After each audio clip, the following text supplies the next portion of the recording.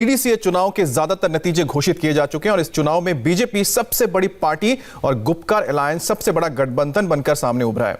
अब तक आए नतीजों के मुताबिक बीजेपी को 73 सीटें मिली हैं, जिसमें कश्मीर के 3 सीटें भी शामिल हैं और यह पहली बार है जब घाटी में कमल खिला है। वहीं बीजेपी के बाद नेशनल कॉन्फ्रेंस दूसरी सबसे बड़ी पार्टी है और एनसी को 56 सीटें मिली हैं, जो कि गुपकार अलायंस का एक हिस्सा है। जबकि अगर गुपकार अलायंस की बात की जाए, जिसमें 7 पार्टियां हैं, उसको 112 सीटें मिली हैं। आपको बता दें कि एनसी और पीडीपी के साथ 5 और दल इस गठबंधन का हिस्सा हैं। और खास बात है कि इस चुनाव में आवाम ने निर्दलियों पर भी खूब भरोसा जताया और अब तक 47 निर्दलीय उम्मीदवार भी चुनाव जीतकर आ चुके हैं। ढोल नगाड़ों की थाप पर थिरकते लोग कश्मीर घाटी में जमहूरियत की जीत का जश्न मना रहे हैं। कोई नाच रहा है, कोई विक्ट्री सिंबल दिखा रहा है, तो कुछ ऐसे भी हैं जो जीत के बाद नारेबाजी कर रहे हैं। जम्मू कश्मीर के डीडीसी चुनाव यानी डिस्ट्रिक्ट डेवलपमेंट काउंसिल चुनाव के नतीजों ने बता दिया है कि वहां की आवाम विकास चाहती है। तभी तो अलगाववाद और आतंकवाद को धत्ता बताकर लोगों ने पहले जमकर वोटिंग की और नतीजे आने के बाद जश्न में डूब गए।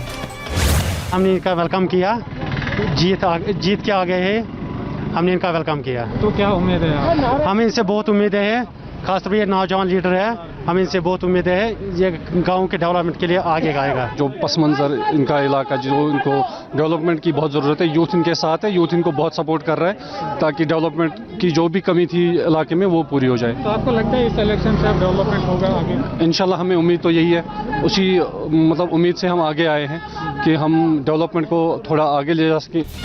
आर्टिकल 370 हटाने के बाद जम्मू कश्मीर में ये पहला चुनाव था और नतीजों के बाद ये तय हो गया कि डीडीसी का ये चुनाव अपने आप में ऐतिहासिक रहा। एक तरफ जनता ने खुलकर वोटिंग की तो दूसरी ओर फ्री एंड फेयर चुनाव ने बता दिया कि कश्मीर में आतंक की कोई जगह नहीं। अब तक जो नतीजे सामने आए हैं उनके मुताबिक डीडीसी चुनाव में गुपकार अलायंस 100 सीट जीतकर सबसे बड़ा गठबंधन बनकर उभरा है, लेकिन बीजेपी सबसे बड़ी पार्टी बनकर उभरी है।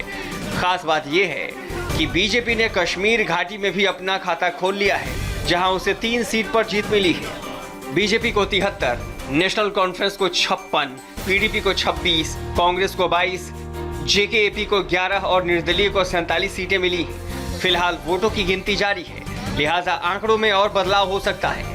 खास बात यह है कि इस चुनाव में बड़ी संख्या में इंडिपेंडेंट कैंडिडेट की जीत हुई है और इन लोगों ने कई कद्दावर नेताओं को धूल चटा दी है।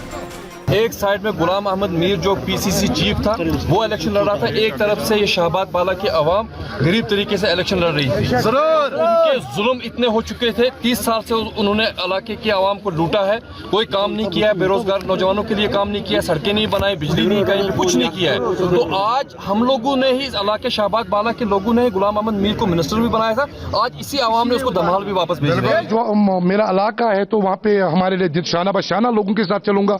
मुझे पता है मुझे क्या करना होगा वहाँ पे। मैं वहाँ का लोकल हूँ, मैं ना कोई पॉलिटिकल घराने से हूँ ना कुछ हूँ। मुझे पता है किस तरह से लोगों से चलना है। मुझे यूथ के लिए अपने जिन्होंने मुझे जिताया उनके लिए काम करना है और क्या करना है। बीजेपी के लिए अच्छी खबर यह है कि पहली बार कश्मीर घाटी में उसका खाता खुला है। कश्मीर वैली में बीजेपी अब तक कोई सीट नहीं जीत सकी थी, न लोकसभा और न विधानसभा में, लेकिन इस बार डीडीसी चुनाव में बीजेपी ने श्रीनगर समेत कश्मीर में 3 सीटें जीती हैं। श्रीनगर के बलहामा में बीजेपी के इंजीनियर एजाज हुसैन ने जीत दर्ज की, जबकि गुरेज की तुलैल सीट पर एजाज खान ने गुपकार कैंडिडेट को हराया है। इसी तरह पुलवामा के काकपुरा में बीजेपी के मिन्हा लतीफ ने बाजी मारी है। यहाँ पे हमारी 64% पोलिंग हुई थी और उसमें हमारी कम से कम भारतीय जनता पार्टी के 50% से ज्यादा वोट्स आए हैं। ये एक संदेश है माननीय प्रधानमंत्री जी को कि लोग यहाँ पे विकास चाहते हैं, लोग आगे आना चाहते हैं, लोग डेवलपमेंट चाहते हैं और आने वाले टाइम में यहाँ विकास हो और जो करप्शन बाकी सरकारों ने की है उनके खिलाफ कार्रवाई हो, युवाओं के लिए रोजगार के वसाइल फराहम की जाए और जो हॉर्टिकल्चर, एग्रीकल्चर, जो भी एलाइड इंडस्ट्रीज है उसके लिए प्रॉपरली काम करेंगे। इस बार कश्मीर में रिकॉर्ड वोटिंग हुई थी।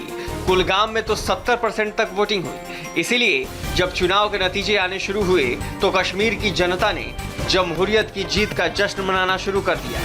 लोग अपने चहेते उम्मीदवारों की जीत की खुशी में डूबे हुए थे, झूमते गाते नजर आए। अब तक के रुझानों से ये पता चलता है कि डीडीसी चुनाव नतीजों में भारतीय जनता पार्टी सबसे बड़ी पार्टी बनकर उभरी है। जम्मू समेत कश्मीर की कुछ सीटों पर भी बीजेपी को जीत मिली है। ये पहला मौका है जब घाटी में बीजेपी को जीत मिली है।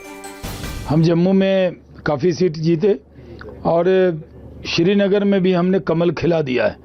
वोटिंग परसेंटेज में हमें जहां लोकसभा के चुनाव में मैक्सिमम 2.9% वोट हासिल हुआ था आज तक, वो सारे रिकॉर्ड तोड़ दिए हैं। डबल डिजिट में हम वोटिंग परसेंटेज में गए। हमने कई इंडिपेंडेंट को भी सपोर्ट किया। 80 सीटों पर घाटी में हम लड़े और उसमें हमें अच्छी सफलता मिली है। कुछ सीटें हैं गुलरेज की और त्राल की, कोई 3 वोट से, कोई 28 वोट से, बहुत कम वोटों से कुछ सीटें हमारी रह गई, लेकिन लोकतंत्र जीता है। भारतीय जनता पार्टी को और देश को इस बात की खुशी है कि यहाँ की आवाम ने जमहूरियत में यकीन रखा है। इस चुनाव में एक तरफ भारतीय जनता पार्टी थी तो दूसरी तरफ 7 पार्टियों का गुपकार गठबंधन था।